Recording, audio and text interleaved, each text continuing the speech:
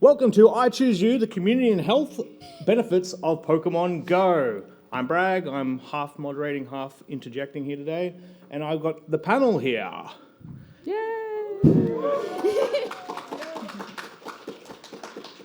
How long have you all been playing Pokemon Go, and what is your favourite Pokemon Go moment? I've been playing since day one. Do we want to introduce ourselves first? That's what we're doing. Okay, sorry. The slide didn't change. It didn't. No. You click it in what? There we go. Hey. It all makes more sense now. I've been playing since day one. I was driving to my friend's house and I got there and Pokemon Go was released and I downloaded it and he thought that I was being really, really dumb. And my favourite Pokemon Go moment of the past year, at least, I got a phone call from my sister who was like, the police called me and they want to talk to you. And I'm like, oh no, something's awful. And she's like, I think someone set fire to your car. And I'm like, but I just left it at the train station 10 minutes ago. Anyway, I called the police and they're like, oh, you've been hanging around outside the Helensburgh Workers Club 3 nights in a row at 2 a.m. Can you tell us what you've been doing? And I'm like, oh, there's a Pokemon Go gym there. And they're like, oh, we just thought they just called the police because they thought you were casing the joint. And I'm like, no, I'm just playing Pokemon. So, and the same thing happened at the nuclear facility in Lucas Heights in Sydney. I'm like, I'll only be here a minute. The gym's completely low motivation. It's the Discovery Centre. It's where the public are allowed. It's fine. I was there for about 30 seconds and the AFP pulled up behind me. And I'm like, wow, it's even the federal police that are here. And they're like, what are you doing? And I'm like, oh, I'm just playing Pokemon Go. And the other one goes, oh, this happens all the time. Hi, my name is Tiger, and I've been playing Pokemon Go for 2-ish years.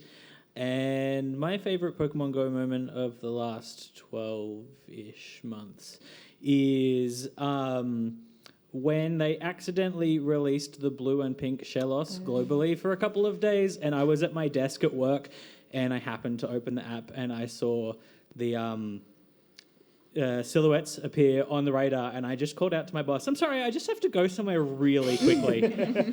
I have like an impromptu meeting or something, and I ran like 15 minutes to off campus to get to the local park. Amazing. And I got a pink Shellos. I'm very, very happy. And that is my story. It's a good story. And I didn't get fired. Yay! The best part of the story. Yeah. Employed Tiger. So I'm Jess. I guess I started playing Pokemon Go on the day that it came out, but I will confess just straight up that I am lapsed. I am a lapsed Pokemon Go player. I have like an on-off relationship with Pokemon Go, depending on motivation levels, and where I am at the time. Like right now I'm playing Pokemon Go because, there's Pokemon here, but there's not at my house where I spend most of my time. So, I'm just not dedicated like y'all are dedicated. My favourite moment would, being a bit of a nerd, is probably the day it came out, and just because the sense of community among everybody when it first came out, just all of these people who had grown up with Pokemon just coming together to be like, yeah, this game is so cool. And seeing, like, I'm a tutor, I work at a university, like my students getting really involved with this thing that I had grown up with was, just really super cool to see. I'm Zoe, I'm ZoëTwoDots. I make Pokemon Go videos on the interwebs. I've been playing Pokemon Go since, the second it came out. I was also at work and got a text from someone who knew I was waiting for it to go. They knew I wanted to play the game. Like, it's live, quick. So I'm, downloading it on my phone at work. I'm like, I hope no one sees. And thankfully, it was, 30 minutes before lunch break, and I was, out that door on the dot and never sat at my at my desk for lunch break ever again. My favourite Pokemon Go moment is... it's too hard to quantify. But genuinely all of just the moments with meeting people, meeting communities, doing trades and things together, and just shiny hunting, wherever it might be. But all of the individual human connections through the game is my favourite. Yeah. Now, shiny hunting is one of the beautiful things about this game. Is like there's so much for everyone to do between PvP, raiding, doing gold gyms. What are your main goals in the game of Pokemon Go?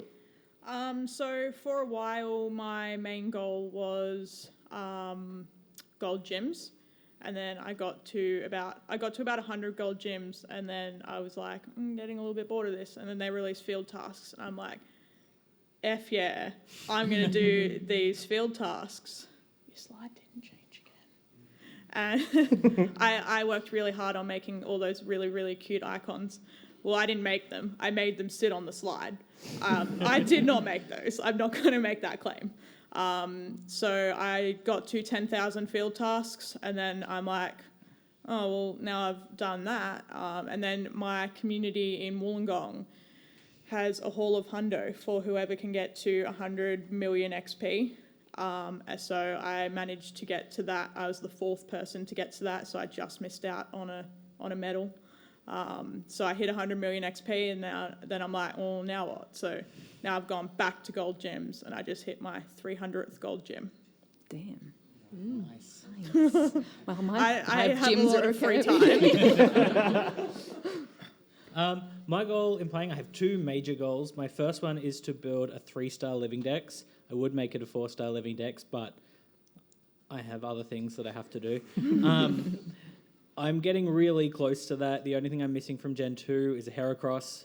Otherwise, I'm missing pretty much only regionals, which is great. The other thing I'm trying to do is take photos of Pokemon in their, what I guess you would call their natural habitats. Next year on Instagram, I'm going to do like, you know how people do like that 365 days of photos? I'm going to do that, but with Pokemon, and maybe continue it into the year after, and basically just post cool Pokemon AR snapshots. Until the day I die. Amazing. Yeah, look, I just want to have fun. You can't have fun. You have to have a goal. No, I don't want a goal. I mean, I'd like to catch them all because that's the goal you're supposed to have with Pokemon, right? But I don't have the dedication to catch them all, so I just want to catch some. Just like dip in and out, just have a good time, and maybe eventually level up the Charmander that's my buddy that's still a Charmander from day 1. You get there. Oh God, it's such a hard question. Like if it's specifically stats, trade distance is my favourite thing. Being Australian, I think we all know how far away we live, and with that that recent regional event, I'm sure everyone was like, "Oh, friend code, quick! Like let's do some eggs and stuff." So I like trading eggs that are far away, or trading Pokemon that have been really far away. So my trade distance badge is just clocked over 100 million kilometres. Wow. And then otherwise, I don't have any other specific goals in the game. I just enjoy, meeting the humans. Like, if trying to get someone to their Pokédex entry that they might not have, or if they can't travel like what I've been able to do, I can try and bring as much stuff back. So my bag is just chock-a-block with take the trades, get it in your Pokédex. So, how are you going for a lucky dex with that many trades? I just don't look at it. I'm like, I can't commit to trying to do the lucky dex. Yeah, I got my lucky dex finished a week before they announced the this gen that just came out. So I can say at one point I had a complete lucky dex, knowing that it would be incomplete in a week's time. But it was done. It was done. I had that ticked off. Damn, girl. I got my last Gen 1. I needed Articuno. Oh my God. And I did the a special trade at 12:01 on Christmas morning. And my friend was walking away from my car, and I was parked. We were parked at the harbour where all the lures are, and I just slammed on my horn and just banged on the horn, and then he just messaged me and was like, yes, I can see that it's gone lucky. Tiger touched on Pokemon GO Snapshot. So with the Instagram hashtag, Twitter hashtag, and just AR Plus being a huge improvement for photography, is there any photos you guys have all taken? I am a photographer by trade, so this is what I do. That little Pikachu at Universal Studios in Japan, I think that's either mine or yours. But there's also one of mine on the next slide of Melmetal at Download Festival in Sydney. So Melmetal at the Metal Festival. And and one I really love of the deer at Nara Park and a Stantler with the deer and the Tory Gate in the background. But for me, I get frustrated with AR Plus because I can't put it exactly where I want it to be, and I can't make it do exactly what I want it to do. That's just a challenge of the technology. And as someone who's kind of does this for a living, I'm trying to not say the word anal. I'm a perfectionist. Yeah, I have now. I'm a perfectionist when it comes to trying to get the photo the way I want it to. So the technology is limited at the moment. So I don't indulge in it as much as I would like to. But I'm really enjoying seeing, especially Tiger's photos are like amazing. And I'm really enjoying seeing how people are interpreting Pokemon and putting them into the real world. Yeah, the AR snapshot thing, some of my pictures are on the next slide. The AR snapshot thing has just like literally changed the way that I look at everywhere. I look at places now and go, oh wow, I could put a Blossom there. Or everything like that. Like I'm literally just looking at everything I can to put Pokemon there. My photos are the Smeargle and the Corsola in that one. The Corsola really, really doesn't want to be there. It wants to be home. And the Smeargle is a vandal. It is a naughty boy. I love that Smeargle photo. Yeah, the snapshot thing, the only thing I think that I have a problem with the snapshot thing is there's no partial occlusion. Like, it is in front of everything, which I know is just like a tech limitation. So hopefully one day I'll be able to have like, I don't know, Grookey behind bars where it belongs or something like that. Yeah, I said that. The other thing that I know. The other thing that I'm trying to do while I'm here is take some photos of people with their favourite Pokemon. So if you'd like to do that for me, and you'll go on Instagram at some point, I can arrange that. Cheers, thank you. You go on Instagram next year. Just come and see me afterwards. Another thing that's frustrating about the technology is that you put it there and it's so big. Like I tried to take, I don't know if anyone's noticed, but there's a gym out there called the Pigeon Roaster where all the flames come up from Crown Casino, which is incredibly expensive and strange. But I tried to take a photo of a pit of with all the pigeons at the Pigeon Roaster, but the pit of is like this big and the pigeons are this big. Like pigeon-sized? Yeah, and then I tried to step really far back and then all these people walking in front of me and I'm crouched on the ground trying to photograph pigeons with all these people walking around and I'm like, I look like an idiot. I'll give you some sneaky strats for AR stuff. There's some cheeky stuff you can do with getting into the photo setup, half closing the app depending on your phone, and it can kind of like freak it out and put it in different places. Or like if it's a flying Pokemon, you can make it think that the floor is now in the sky to actually like get them up and like happen. Yeah, teach me some cheeky strats. We need to talk. We can have a chat. What's after this? Yeah. But yeah, I guess sorry for you for doing AR. No, go. Okay. So for my AR photos, I've got the Eevee and the Pansage. I guess I'm similar way to you. To Tiger, I like to try and either see an environment and then go like, oh my god, flower crown Eevee with all the flowers. Like, yep, put it in there, it matches. Or Pansage with just this forest that it's in. So it's quite a wider picture of just trees and whatever else. Or having a Pokemon dictate it. So I've seen a lot of funny ones where someone has, Togepi cooking breakfast because it's like a little egg, or putting execute in the pan, and you're like, oh, no. Things like that. Like you let that Pokemon dictate what the theme might be, or be a little bit cheeky with it, like, licky tongue in the ice cream. So I think there is definitely room to grow for the technology, like what you were saying with having it not always in front of everything, and like having chatted to one of the Niantic staff members in Japan who works on specifically AR stuff. Obviously, they can't tell me anything, but the way that he was saying, like, we're doing a lot of work on new features for AR+, like that's his specific role and his team's specific role is really exciting for what could be coming for AR+ in the game in GO Snapshot. I also really enjoyed my trip to Japan, so the deer in Nara and the Alolan Executor at the bamboo forest in Kyoto. I enjoyed putting Pokemon into my holiday photos. So when I go back through, I'm like, oh, it's not just like here's a photo of a bell sprout that I took down the road from the pub. It's like, here are these really cool photos that I did when I did this really cool thing. Yes. Yeah. Thank you very much. With the addition of Raids, Community Day, and Trading, PvP has built a unique community. What have our experiences been with the community aspect of the game? Should someone else start that's not me? I feel like Sure. it's weird just going down the line. Yeah. My experience with the community has been fantastic. I'm part of a very large community where I live in Box Hill here in Melbourne. My partner's one of the admins, and he is like just busy all the time organising raid trains for the raid days and doing stuff for community days and making sure that everybody's happy. And everybody is happy. It's such a wonderful, positive community where I live.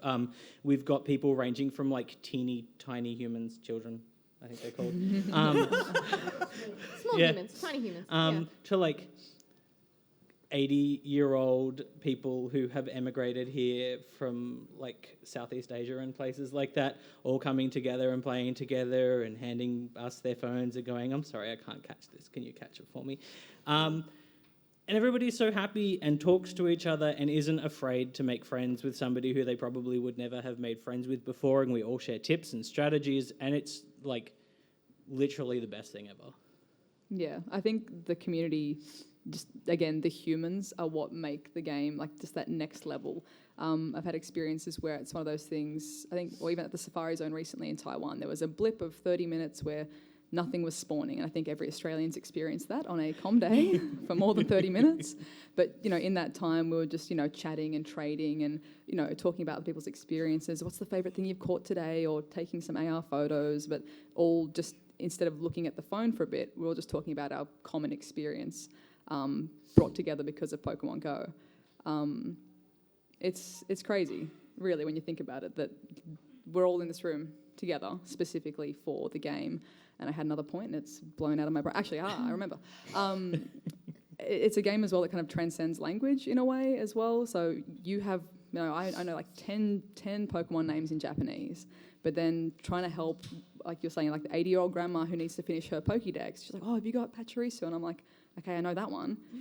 She didn't speak any other English, but we're going to get through this together. And I'm like, okay, I know like 3 names. Just I'm going to say one of the names. I hope she has that. Pointing at the screen, doing charades. We get the trade done, registered to the decks, happy days. Probably never see her again. But just those little bits of, you know, playing this game together and sharing that common experience and, yeah, having a good time. I love it. When we were in Japan, we went to Fuji-Q Highland, which is I rated as the best of the 4 theme parks I visited in Japan.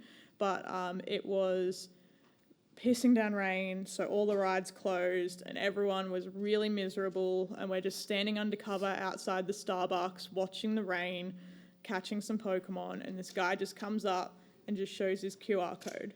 And we scan his QR code, and we scan his QR code, and then he just nods at us and he walks off. He didn't speak English, we don't speak Japanese, but I'm still friends with him. His username is 7777777777.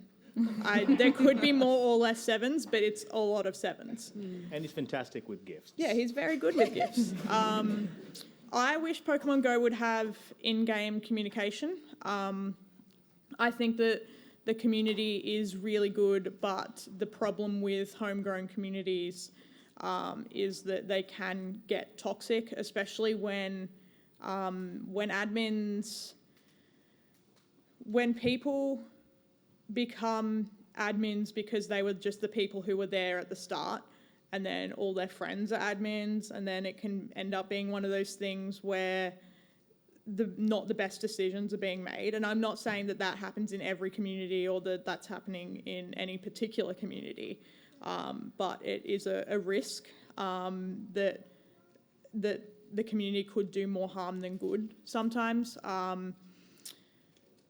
And the fact that all these communities, because they're homegrown, they've all got different sets of rules and different sets of ethics. Like I got kicked out of a particular group because I was, quote unquote, a bit of a dickhead when it came to taking gyms, because I took their gyms and they didn't like that I didn't see that they hadn't been in there 8 hours, and they're like, well, I didn't get my coins. And I'm like, well, I didn't drive half an hour away from my home to take your gyms, and then to notice that you haven't been in there 8 hours and not take them. So all these different communities with all these rules and ethics, it can be really confusing, it can be really inconsistent. And I think having an in-game chat, it would be more effort for Niantic, because then they're kind of responsible for the communication that goes on in between. If there's any bullying, if there's any swearing, if there's any meanness, that's on them. And I feel like they've kind of, because they've gone, well, you guys all organise it yourself, and it's this amazing community, and absolutely anything that happens there is not our problem. So I think, yeah, it would be really hard to have in-game communication because they would have to take more responsibility for what's said in there. But I think it would be a good step up. I mean, it would be great for another reason too, because one of the people in my community is deaf, and literally the only way he can know exactly what is happening is if I am there at the moment, because nobody else in that community speaks sign language except for me and him. And an in-game chat would basically mean he doesn't have to constantly hold his phone up going, where are we going? Yeah. I would like to add, I guess, a slightly different perspective. So, I've said, I don't play it as much as all of you do. And I think a big reason for that is because, I'm fine talking in front of rooms full of people, whatever, but I have fairly bad social anxiety. Mostly to do with, approaching people in public and, being around strangers in public. So I don't do that. So I don't participate in these community events because I don't want to really interact like that with other people, which is to my detriment, because it means I miss out on a lot of aspects of the game, so the motivation to continue isn't there. And it's really hard because I hear a lot of people around me that play it talking about the community is amazing and we do all these things together. And so I feel like, as someone who doesn't engage with that, because I'm nervous too, or because I partly because I don't have the dedication, so I'm not a hardcore kind of player of it. It takes a lot away from the game not to be part of that community, which I think is one way of showing just how positive and important the community is in terms of being getting actual enjoyment out of the game. I think it's maybe the main aspect that kind of keeps people in it. Which I guess having an in-game chat thing would probably help. I think there'd be a middle point between full-on chat, where it could get into the grey zone of get out me gyms, to just having a beacon at a raid that says 3:30, and it's cool. There's going to be people there at 3:30. We can all get there. Maybe if you don't want to see the other humans, or if you're still have that anxiety, cool. There'll be humans there. I can get the raid done. I can still sit in my car and reach the gym. Yeah. But that you can get that raid done, or maybe I'm gonna go make some new friends, or try. Maybe they're nice. And that at that time there's going to be people there for a raid, or hey, do you want a lucky egg for best friends? And you can just prompt that, kind of those little action communications without it being full communication. I mean, it does that a little bit now. It kind of sends you a thing. It's there's a raid starting nearby, and it kind of has a little thing. Yeah. But you kind of already got to having be that window there of 1 and, hour, yeah. and every city, country, wherever you are, raids so differently. So for Newcastle, where I am, you have to coordinate. You need to either be on the Discord or on the Facebook, because it's not like Sydney where it's oh cool, there's a legendary, I got to jump in that, and it's full lobby, or in Tokyo, or in X, Y, and Z place, or in Melbourne maybe. And if you're new or visiting, there's no chance of knowing. You're do I need to? What do I do? Yeah. So I think certain bits like that could make the community even stronger.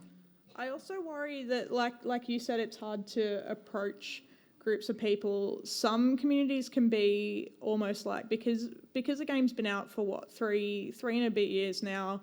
Most people have hit level 40, but then you've got people who are just starting and just picking it up. And then to have people be oh, this scrub asked what a pansage is, or this scrub asked how to get a Sinnoh stone, and it's just I was playing day 1 and I'm still only level 22. It's everyone starts somewhere, and the whole point of the game is to be inclusive. And when some people are oh, this guy's only level 30 and he asked a really dumb question on the Sydney Facebook page, and now everyone's being really mean to him in the comments. It's just like when you log in and it says be courteous to people in the community, you should just log in and it should just say don't be a dick. Yeah. And that's like reasonably new, the be courteous to other people. Yeah. Because, I mean, I didn't play for a long time before this and then started playing again for the purposes of, like, the panel and talking about it and stuff. And that's new since I last updated. So, on to the mental health benefits of Pokemon Go. Preliminary research and anecdotal evidence has shown Pokemon Go has marked an improvement in people's mental health. How have we experienced this ourselves? I think Jess should start here. I mean, I haven't. I don't think Jess should because I haven't experienced an improvement in my mental health because of Pokemon Go. But there's a question dedicated to other people's experiences. You can tell us why we have, though. Yeah, I can. Do you want me to do that now? Yes, that would be lovely. Yes? Tell You me would like how that? I feel. Tell Okay, us all sure. how we all feel as a Analyse collective. me. Yeah, for the record, I have a degree in psychology. That's why they're all saying this. It's why I'm here. Because obviously I'm a noob otherwise, so I'm here because I have the degree in psychology. I mean, there's a lot of reasons why Pokemon Go is good. One of them is very much that community aspect, and it's strong for a couple of reasons. So it's strong because, first of all, everybody's coming together with like a common interest, which, birds of a feather, etc. It's particularly strong because there's research out there that shows that nostalgia in particular is a really, really strong predictor, I guess, for people bonding and for fostering relationships. And obviously Pokemon has a really big nostalgic effect on a lot of the people that play it. So that's a big part of it. Another thing that I think everybody's kind of aware of is that physical health and mental health are very well connected. So one of the things about Pokemon Go is that it makes people go out and exercise and stuff. If you actually want to play it and kind of get anywhere, you've got to move around. And people that are getting out and doing that, and like one of the first things they tell you if you go to a psychologist and you say, I have depression, is they ask you, are you exercising? Like how often do you exercise? So yeah, it's helping to raise moods because that's what exercise does. It's also kind of because people are going out with that purpose. There is some research, particularly in elderly people, that it's fostering behaviours that are more long-term. So people get into the habit of, I'm going walking to catch Pokemon. And then even if they kind of lose some interest in the game, it's still like, but I go walking in the mornings. So it's getting people into habits that they are then continuing that are good for them. It's also a kind of motivation.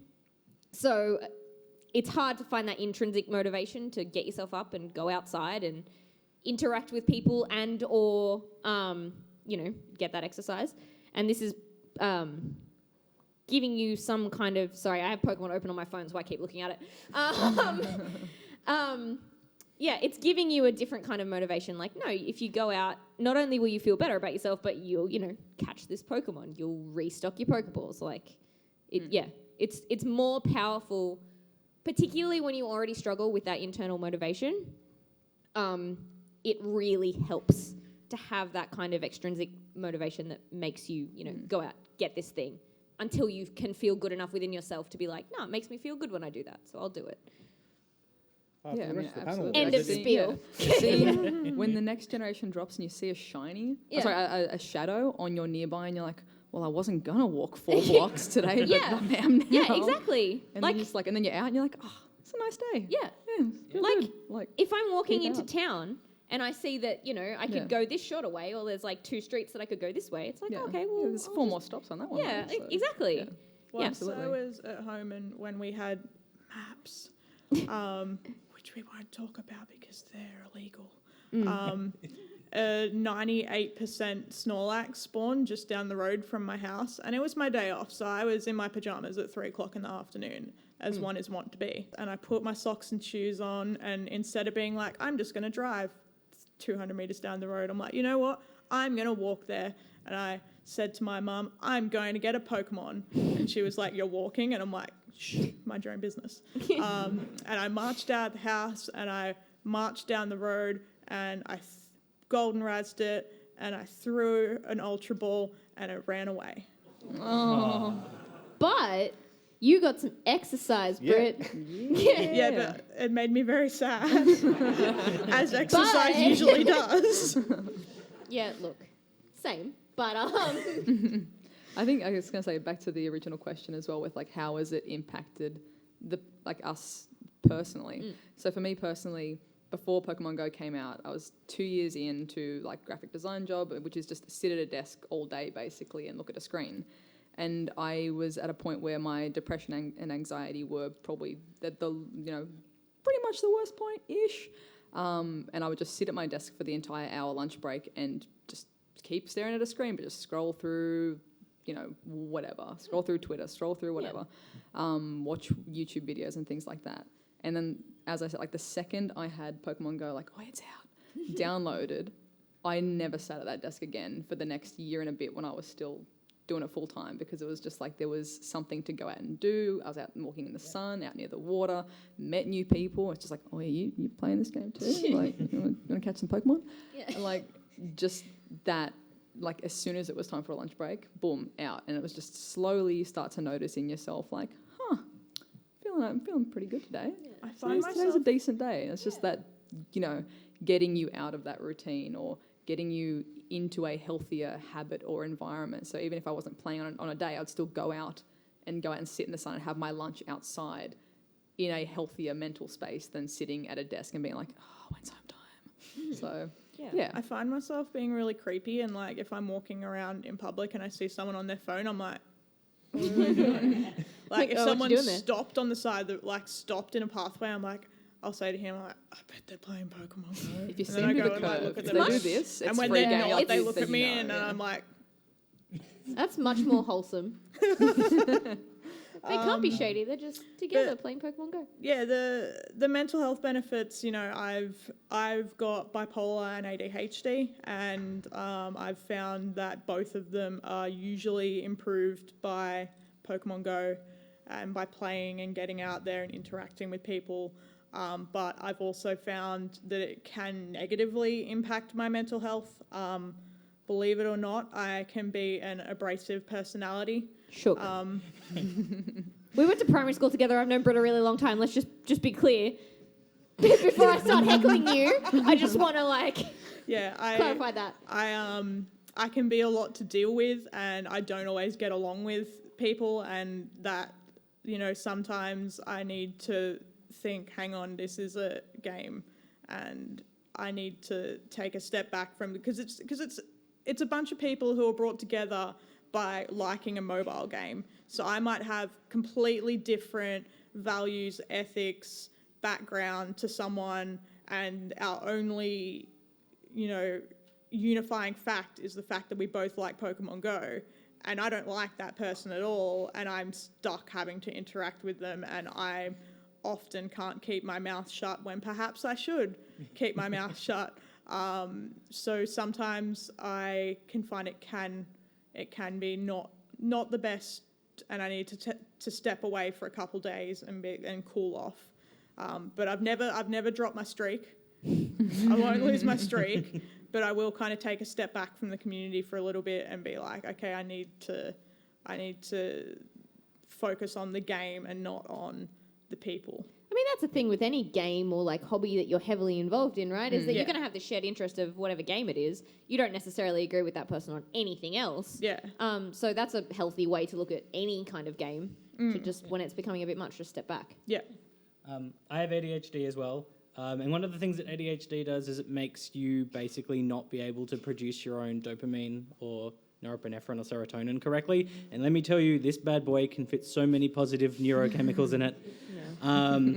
This bad boy has so many dopamines. Yeah. So many dopamines. When I go out on a community day or something, I think my record for shinies for a community day is 15, and if I don't even care if I don't even want the shiny. If I see a shiny, I just get this instant little rush of, ooh, that was nice. When I got my 7th shiny Aron on Cyndaquil Day, I went, Like someone take a shiny Aaron from me. I don't want them. I never want to see another shiny Aaron in my life. Someone in there need a trade later after this? Yeah. or- Yeah, if anyone has a shiny Farfetch'd, I will trade you like pretty much anything for it. And I have the million dust and I will spend it. I have 0 shinies at all. So Let me help. thank you, friends. So moving on. Oh, hang on. I think Tiger wasn't finished. Were you finished? Oh no, that's all. I'm Oh, fine. that's all? That's all? We have to keep up pace. We do have to keep up pace. Strict I've been time talking limits. way too much.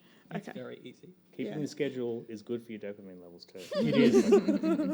All right. So before we talked about the new warning system that's come out, and getting out and like being in the real world is a big part of this game. Oh, it's another one. Whose park is it anyway? In February, Niantic settled with a public nuisance lawsuit allowing nearby residents to remove Pokestops, allowing parks to implement open and close hours for stops and gyms. How do you think this ruling will affect the future of Pokemon Go? I mean, honestly, I don't think it's going to be horrific. I think it's going to be, there's always going to be that one park in a community that's just like, what are you all doing in my park? And they probably already had that negative view of having people in the park anyway. The fact that they can switch off the things at night, maybe for them gives them that peace of mind to then maybe, have a bit less negativity towards that group. I think it's one of those things where even if you are in that community where it's like, oh my God, this park owner, or like the person that lives next to this gym or whatever it is, just having a conversation and explaining why you're there and what you're doing and that it's basically harmless, or if there was, damage caused, like, hey, let us fix that. Let's resolve that so we have a healthy relationship and we can keep getting sweet spawns in your park. That's probably the better way to go about it. I think realistically, though, the handful of parks that will do the switch off hours or that will try and get stops removed, the community probably doesn't want to play there anyway if they're already having a negative experience. So I don't see it overall affecting that many things. Like every park's not going to switch off stuff just because there's an influx once a month. We're like, what are all these people doing here? I think it really depends on the location already. I think my primary concern is for people in rural areas. A couple of my friends live in places where there's already only like 1 or 2 Pokestops and no gyms and stuff like that. And if the new Wayfarer release. Yeah, that's what I was about to mention. But Yeah. yesterday, I think it was, Niantic announced this thing they're calling Wayfarer, which when it gets rolled out to everybody will basically mean eligible players, which we all know means people level 40, will be able to... it's basically the Pokestop submission thing, except it's unified. So now Pokestops and... portals and whatever the Harry Potter equivalent is. Castles. Will all be like rolled into one big nomination thing, and the people who will be approving that will be other eligible players, so other level 40 players. So I think that when that comes in, it should balance out this thing of having some things removed, because I know there's a lot of places around me that could be stops but aren't yet. So if a couple of people are a bit like, ooh, this is too close to my house, we could put other stuff in that's not quite so close to their house. I know I have a very different opinion than Jess on this because we had it out in the group chat about. But I'm unsure if it, because it's an American ruling anyway, I'm unsure if it would change that much, but I did see a post from a university and they had about 17 stops and 3 gyms disappear in the middle of the day, just gone, because that university said, we don't want to do this anymore. And I'm really worried about that. I'm worried about the future, and I don't want to be like a slippery sloper because that's dumb, but I'm worried it might set off a chain of events or something like that. But I'm going to go down a slippery slope. Yeah. I don't know how else to word it. But I also, as someone who is awake at night all the time, I'm a live music photographer, so I work from 9 p.m. till midnight, and then I sleep till like midday. So, and that's why the police were like, why are you hanging around outside this place at 2 a.m? Because that's when I play. So if all these parks and that went, well, we don't want anyone playing between sunset and sunrise, it kind of ruins it for me. And I know there's a few other people who do it as well, like shift workers, that sort of thing. Like, I strongly feel that public areas should remain public 24/7, and that's why they're public areas, and that's why people pay taxes to put towards public areas. I think if they're wanting to remove things and that sort of thing, they should lobby councils to funnel money into having dedicated public, like better public facilities. Jess? I mean, I don't want to have the big debate here. And what you said just then is not necessarily the part of what you said in the group chat where we had it out that I disagreed with. Yeah. Because, yeah, I get that. That's really inconvenient for people that are playing at night. I think there's a difference between this park is shut at night, so, If it's private. there's a things difference like that. between people, like a large group of people are loitering really close to my house, and that makes me uncomfortable, and I'm worried about that. And then this specific place that is usually public is now shut off at these hours. I think those are two very different things. I don't like to go down the slippery slope because I don't like to, it hasn't done anything yet to my knowledge, so I don't like to go down a path of like, what if this, what if this, what if this? I think it's good that they're introducing ways for people to suggest more Pokestops in more public places. I don't think that's can be a bad thing. I think Yeah. a really good real-world example is last year, actually, just after PAX, the Shrine of Remembrance, like down the road, contacted Niantic and they said, we want to remove all Pokestops and gyms, full stop. Niantic got in contact with me. They're like, do you know someone in Melbourne that can, just go have a chat and explain, hey, this is why 100 people show up to the shrine. And I think at that point anyway, the Melbourne players were starting to move to Carlton Gardens anyway for Com Days, but I helped to facilitate a meeting between the Shrine of Remembrance and some local players. They kind of explained, what was happening, why people were there. The people who run the shrine were like, hey, we've got certain things coming up. Here's our calendar. Can you just not come on these days and things like that? And I was like, yeah, sure. Everyone's thumbs up. We had a human conversation. Yeah. And I believe, to my knowledge, all the stops and the gyms are still there. Yeah. And Yes, I think so. Because yeah, I mean, it's all like those issues rather than just it being cool, all the things are switched off.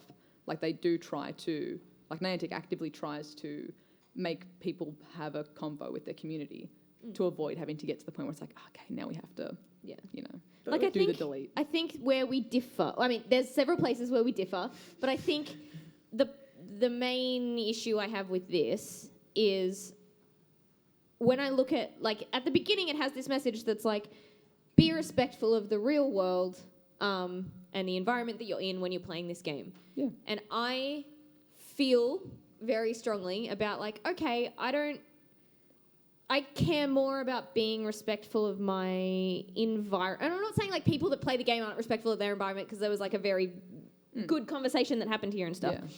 Yeah. It's just when the desire to I have to go here because there's a Pokestop, and you forget that you're going to a Shrine of Remembrance, and so people don't think about where they are and what they're doing, or you don't think about I'm in front of someone's house and there's 20 of us right now, and it's Yeah, you look over and someone's at the window being like, what the heck's going on? Yeah. Just move it over, guys. And I know that's coming from a place of me being a person that has anxiety and thinks more about these sort of things in the community. But yeah, I take really seriously that don't, be respectful of your surroundings and stuff, and be respectful of the places that they're using as Pokestops, because they're more than Pokestops. I think where we differ is the whole, if something spawns outside someone's house, I'm happy for, 20 people to show up and park their cars, not on someone's lawn, not blocking someone's driveway, but just chill outside their house for 5-10 minutes. Because it's a street. It's near your house, but it isn't your house. They're not, as long as they're not all up in your grill. But this ruling... but where's the line of all up in your grill? On the nature strip and then your house. So as long as they're on the nature strip or on the road, I don't really have an issue with it. Okay, I do, but that's fine. Yeah, like that's where we disagree. Like the other thing with this ruling is if it's within 40 meters of a single resident family or a single family residence or something, they can say, we don't want this here, and Niantic have to remove it. But they can opt to, so surely they have to be aware of it as an issue before they would say anything. Like, why would someone who it doesn't affect go out of their way and say, oh, I don't want this to be a Pokestop anymore because no one's bothering me? People are jerks. But they have to go so far out of their way to be jerks in this case. Yeah, I just feel like 40 meters is a lot. Like, 40 meters is like more than the length of this room, isn't it? Probably. I don't know. I'm not very good at distance. Yeah, like that's... If I was like, someone is outside my house and I can just sort of see them there, I don't want them there. I mean, that's an exaggeration, but yes. Yeah, I don't know. I feel like 40 meters is a lot. We don't need to have this argument now. Yes. But It's a yes. good discussion, but we need to move on. Yes. As you said, well, you just wrapped it up nicely. Thank you, Tiger. So besides the possible negative effects there's also been some good effects for the community and charities, as well as Safari Zones and the Go Fests. What's been your favourite event from the last year? I'm not 100% sure if it was in the last year, and it's obviously not something that I interacted with, but they did a historical tour of a city in the UK called Chester, as part of they partnered with a company called Big Heritage. It was a citywide festival. I'm really sorry, I'm reading off this piece of paper. There are 100 curated historical Pokestops. It was over 2 days with historical reenactments, and it was the biggest digital heritage event in the world. So basically, they made all these Pokestops, and they're like, here is the history behind this town. And as you went around and as you played, you learned. And as someone who has a history degree, that's really exciting to me, and that's really exciting to be able to mix my love of an absolutely stupid game of Pokemon. I'm not some Pokemon are just regular animals. Like, let's be honest. Some are like household objects. Yeah, like Klefki. Don't you dare that's start with just the a key. set of keys. It's just a set of keys. It's beautiful lightning. It's a great set of keys, but like it's also a set of keys. It's like the people in the office were like, we need 5 more Pokemon designs before lunch, so let's It's wrap like, it up. tissue box. Yeah. But so for me, being able to mix this love of a very silly game with actually learning things about my environment, learning things about the history of where I am and the culture that I'm in, is really exciting to me. And then that's why I'm kind of I'm not against things like the Shrine of Remembrance, the stops being taken away and that sort of thing, because I think it is important. I think it's important to be respectful of where you are and know where you are, but also having a game that brings people out to those places and then makes them think about that. It's a really kind of fine line to toe. I know in Hiroshima, the Peace Park and the Peace Museum, there's nothing. There's no spawns, not even any spawns, no stops, no nothing. And I understand that. But I also think it could be used, that Pokemon Go can be used as a tool to help people to learn and to understand these things. But then this all harks back to the key issue of people can be jerks and ruin it for everyone. So, yeah. Zoe, you've done a few Pokemon events this year. Yeah, What was your I need some favourite? sleep. Hey? No, oh God, it's so hard. There's so many different factors for each of the events, I think. Unanimously, again, the humans, just meeting people at every single event is always the best bit. I think definitely some of the safari zones were really up there. Just the energy is so high, like everyone's just exploring either their city or a new city. They're proud of their area and what they can share, which is really cool. So again, fingers crossed, Melbourne, Brisbane, Sydney, one of us get a safari, would be awesome, hopefully. So you can have that same, it's just like bringing the game into part of your life and sharing part of your city or your daily grind or your, cool spawn points with new people. I think for straight up event, like purely just the event, I think the Dortmund Go Fest was really quite interesting. They had just not only, I guess, the setup in the park, an enormous park, people from all around the world coming together. I think it had one of the best mixes of just everyone. The accessibility was fantastic. There was kind of like more facilities for, parents with babies, and like this, breastfeeding corner over here that was like here's free nappies and all this stuff for you to have there, and you're all catered for. Quiet zones for people who maybe get overstimulated at events or have anxiety. It was like, hey, there's the quiet corner and just chill out, and when you feel ready, get back in there.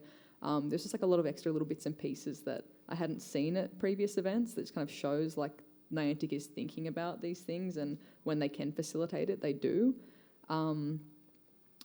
It's hard to pick one, seriously. But again, the people, the community, that pride of place in a way is really awesome to experience. Yeah. So that was the year that was. For the future, quick answers. What do you want to see from Pokemon Go next? I want to see less overlapping events, because I really hate when they've boosted a shiny and they're like, we're going to have boosted, because I didn't get a shiny Alolan Rat or Exeggutor because they were like, it's a 5-day event, and I'm like, cool, I'll go really hard on the last 3 days, and then they're like, here's another event we're going to put on top of it, and now all those spawns are gone, and I'm like, oh, okay, I didn't get that, because if I'd known you were going to put a second event in. But yeah, I'm really excited for better AR technology. I would really like to see. This sounds in contradiction to other stuff I've said. I'd like to see less moving, less exercising in a way, because I don't think that the game is always accessible to people with disabilities. As someone who I don't look disabled, but I do have a spinal disability, I can't always walk. And when they're like, you need to walk 20 kilometres to evolve your Phoebus, and I'm like, I can't really do that. But to anyone here who has that problem, $17 on eBay, it's a little rocker. You put your phone in it and you push it and it rocks back and forth, and you can hatch heaps of eggs and you can get heaps of distance. So on days where you can't leave the house but you still have a bloody earn 3 candies with your buddy, you can do it. It's only $17, and I'm not sure I'm supposed to advertise that. But as someone with absolutely going to get one of those and actually play this game now. Yeah, as someone with a disability, it's really helped me out at times. Tiger, I just want better AR stuff, really, and maybe Mega Evolutions. Oh. Jess? I echo what Britt said, and I also really like the sound of this Wayfarer thing that's happening where people can add more stops and stuff. I think that sounds really good. Yeah. And hit list, Wayfarer, straight up, more points of interest, more ways to verify those. Again, more AR with the photos and things like that. My main desires are really little, like just make the sending gifts a bit easier. Just like little bits and pieces, the quality of life stuff. And I'm looking forward to whatever people have data mined about extra buddy features. I'm like, ooh, more ways to care about this Pokemon that I love. I'm like, yeah, man, that sounds good. I mean, when I was taking the screenshot to go on that slide, I learned that Eevee can sit on my shoulder. It's so cute. Or bottle cap training was another one.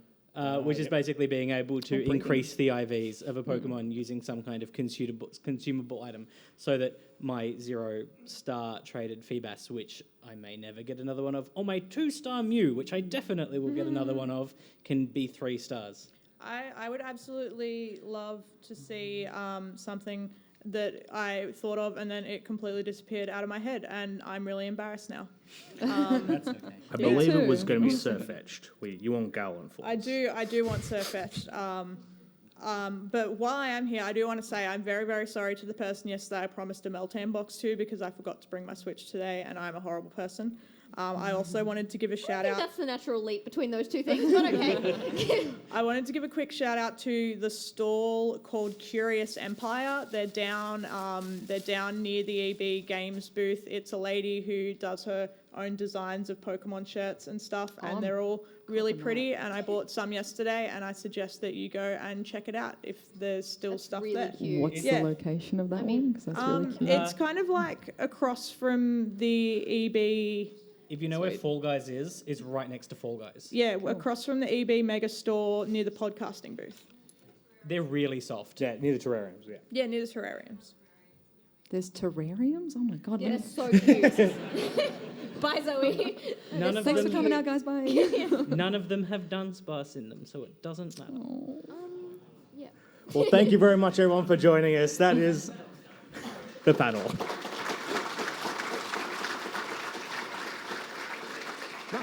We're done. Thank you for coming. Thank you, guys. Do we have anyone have, do we have 2 minutes for questions or anything? Does anyone have a question 5. that they're burning to ask? We have 5 minutes, apparently. Yeah, guys, do it. Hit us. Yes. Yeah. Hit it. So you said, what's the best thing that you like about Pokemon? What's one of the things that have made you almost say, I quit? Okay, so the question was, what's one of the things that make us say we almost quit the game? Regionals. Say, I just Dripping shinies into raids and making it cost, like I didn't have a shiny Giratina. I put about $40 to $50 into going out. I went out on Saturday morning and did about 40 Giratina raids and didn't get a shiny, and I've kind of gone, hang on, like why am I being like, I feel like putting shinies into raids and making you pay to get a shiny is something that I'm not too fond of. I quit all the time. So usually it's because it wants me to do something that I feel like I'm not actually strong enough to do. Like if it's like take 2 gyms or whatever, and I'm like, that's cool, I can't do that because I'm really weak and everybody around is do really... it. What? No. I believe in We you. believe in you. No. Thanks, but I can't. Oh, wait, you play in a city, So sorry. I do play in a city. Yeah. I live in the middle of Wollongong, which is not a big city, but it's like a, Yeah. city. So there's a lot of people that hardcore play Pokemon Go like near me, like Like around, me. like Britt. Don't touch so my gym. Other people progressing really fast and me not feeling like I can keep up and it expecting me to is what makes me I put can't it remember down. mine. I remember there was something this year, and I was just going off. I was like, obviously I wouldn't actually Frisbee quit the the game, phone. but I was just like, why is this keep happening? Now I can't remember what it is. So I mean, like there must be more positive things happening, I guess, in the game. But I was so salty. I cannot for the life of me. I believe we have the microphone now. Yeah. Is it on? I think it's on. Yeah. This was sort of more for the people making the videos and streaming and that sort of stuff, but I guess, sort of for Zoe. What next? Like, is it going to something you can kind of keep going? Is it a career you can see progressing? Or is it something that you kind of like, oh shit, is this going to fizzle out in a few years? Sort of what opportunity are you seeing there? Yeah, I think it's especially positive that this year, like Pokemon Go has seen the largest, like either player return or new player influx, which is really cool. I think a lot of those people we need to take our part and help bring them into the community and, share the resources of, hey, there's videos on how to do that, or like, And you don't know how to nice. evolve that thing, like, we gotcha. I think long term, Pokemon Go easily has, as a game, legs for several more years, honestly. It could keep going for forever if there was funding and servers. In terms of me for career, I'm definitely incorporating, Sword and Shield onto the channel when Animal Crossing comes out next year, playing that and Animal like Crossing's the diversifying just to be safer. It is like there are games that I'm genuinely interested in as well, but I think it's just a smarter choice to have more eggs in your basket kind of thing. You can only But yeah, hold I 9. think overall, oh God, I can't delete the eggs. 9 life eggs for you. Pick 9. Okay. Right now. And they're ultra pinch. They're all, oh God, no, they're all Beldon for me. But I think in terms of a career, it's something that's going to evolve. I think it won't always be Pokemon Go, and for as long as I can keep sharing this game with people and sharing the communities and having fun and that, I want to keep like having it because it is genuinely enjoyable and rewarding, and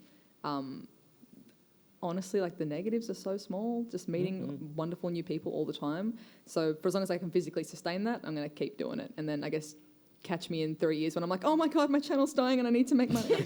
But I think as long as I physically can, I'll keep doing it. Yeah. Any other questions? What do you think is the rarest shiny? Oh. Ooh. It's shiny, They're all the rare to Abra, me. that cheeky shiny Abra. Detective Pikachu, I believe. Yeah. Abra, I would say, because Shiny Abra Oh. was released for the tiniest The period biggest of whoops. time. Was it? Yeah. Yeah, just like just Big like a couple of whoops at hours. Go Fest. Not even that. Yeah. In one of the more recent ones. Chicago. And Yeah. now it's not available anymore. So I would say Shiny Abra. Yeah. For something that's available for everyone, though, I'd say probably some of the shiny Alolan's. Like Alolan Yeah. Vulpix Yeah. and stuff like that. Those are pretty tricky.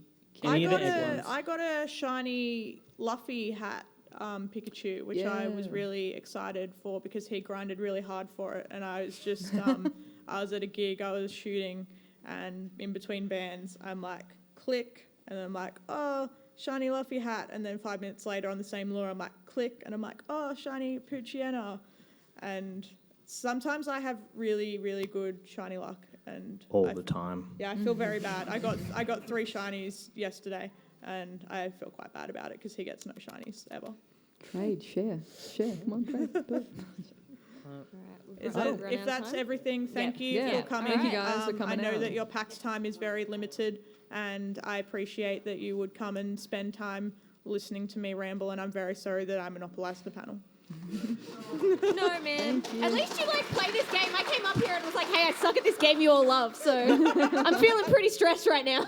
If anyone wants to do some sneaky trades as well, we'll try not to clog up the line for the next group of people though, but if anyone's down for some trades and things like that, let's If convene you have a shiny I have nothing to outside. give you. please help me with the shiny I'm here to Farfetch'd. help. Thanks, guys. Thank you.